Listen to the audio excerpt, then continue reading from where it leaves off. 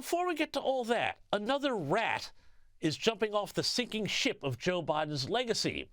This time, it's Karine Jean-Pierre.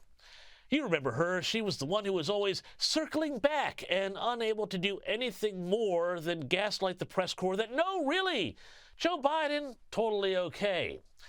Well, guess what? Like so many other people who were in on the grift, she's cashing in and selling out.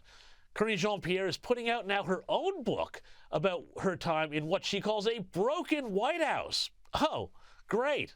Now she tells us. And, oh, by the way, she's also declaring that she's no longer a Democrat.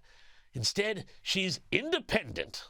Well, okay, fine. But the funny thing is that just as everyone saw through Karine Jean-Pierre's routine when she was press secretary, they're seeing through her shtick now.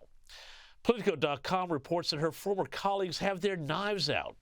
One Democrat operative who worked with Jean-Pierre prior to her White House tenure called the sudden turnabout, quote, the most grifty thing I've seen in a long time, and that is saying something in Washington, unquote. Journalist Mark Halperin was just on Fox saying the whole thing is a mess.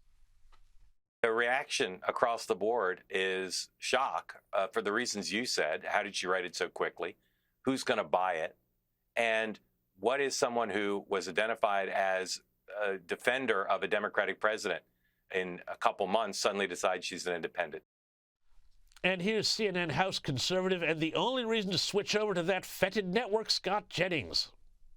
I have a different view. I'd like to congratulate Democrats for ridding yourselves of this untalented mediocrity. I mean, this is the most self-aggrandizing liar that has ever held this job. The White House press secretary is a sacred position, and she stood up there for years and lied through her teeth to the American people.